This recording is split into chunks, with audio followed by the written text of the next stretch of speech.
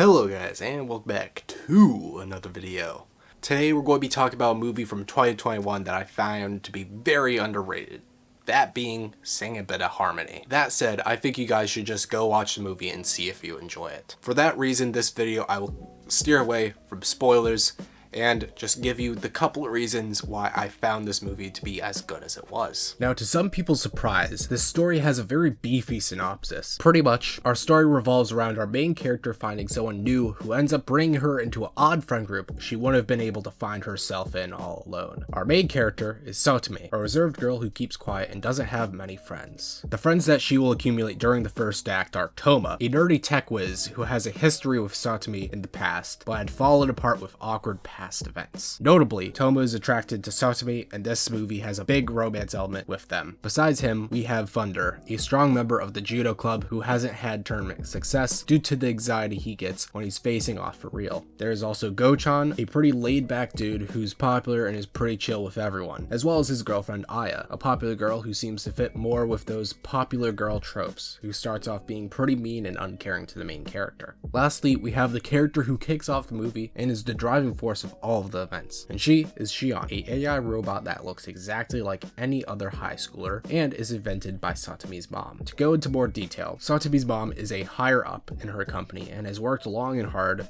in trying to advance AI. Satami's mom has been dedicated to this recent project for a long time and has been working long nights, not having much time to care for Satami overall. So this experiment with Shion is highly important to her, to make her years of work worth something, and so that she can finally take a breather and spend some needed time with her daughter. Shion is meant to stay disguised as a normal high school girl for 5 days, but runs into difficulty as she seems more focused on the goal of making Satami happy, and in trying to do that, she gets exposed to a group of 5 I've introduced before. So, for a good duration of this movie before its twist and events, Shion goes around in weird ways to try and make Satami happy, and through some wild antics, she slowly brings these ragtag group of characters together and they become happy friends. So, that was the quickest way I could think about summarizing this story. It's honestly pretty wild.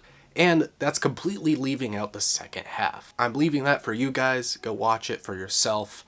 And for this part of the video onward, I will keep it very vague when it comes to things that happen in the second half.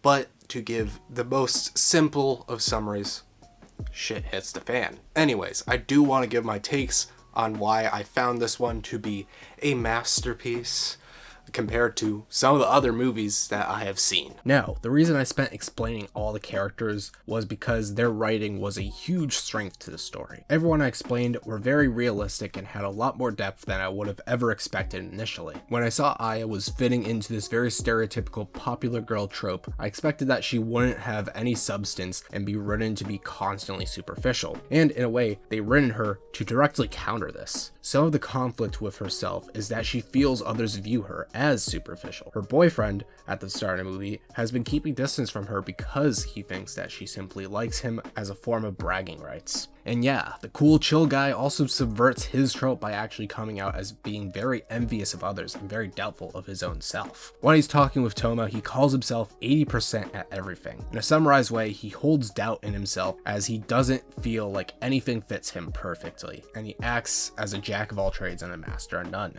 It leads to an amazing scene with him and Aya getting back together, where Aya just honestly admits that she cares about him by showing how she knows all about his insecurities better than anyone else, and how she wants him to believe in himself more. This is one of the many reasons why I loved the character cast over many others, and while I can't go into certain characters as their development enters the spoiler territory, everyone feels developed to such a level as them. My last example will be Satami's mom. She isn't just that background parent character, and the movie does an amazing job at showing how caring she is. Very little do we see nice positive relationships between parent and child, but this shows it excellently. With Satami caring for her mother due to her spending most of her time at work, and Satami's mother constantly feeling remorse for not being able to be the caretaker, but hoping that her hard work and her job can pay off, and in the future she can really spoil her daughter. And I think this is just developed from from very simple acts such as their morning ritual before they leave for work and school, as well as her being happy to see Satsumi hanging out with friends. She comes off as extremely loving, and it really makes it hit hard when shit hits the fan. You understand the gravity of the situation and understand the mother's side, and her saying to just leave her alone before she does something she regrets hits so hard. I even have to compliment the writing of characters who don't get enough screen time to be developed fully. Example, the villain may be one of the best one-dimensional characters I've seen. They aren't just evil to be evil, they are evil because they are sexist. Yep, sounds crazy, but that's it. The villain is just a higher up that is extremely sexist and doesn't want to have any woman above him in their company's hierarchy. I found this to be just extremely smart writing-wise, due to it being very realistic, as misogyny in the workplace is very much a thing that exists in the real world, and it's made extremely easy to root against the villain. It's a very quick way to make a villain who ticks the marks of being a good villain, while also giving some wiggle room to commentate on a real-world problem. While I already talked a lot, I also have a couple small points I have to give. First thing, this movie isn't the most beautifully animated movie you'll ever see released. If that's all you desire from this movie, then this won't be for you. But I have to compliment that a lot of the shots are very well done, as the movie is smart to not just do callbacks from words and themes, but also have good callbacks to shots, and make what feel weird shot choices at the beginning make complete sense at the end. As well, this movie mixes this goofy and serious stuff pretty well. It stays goofy consistently, but it tapers off towards the second half when it gets more serious.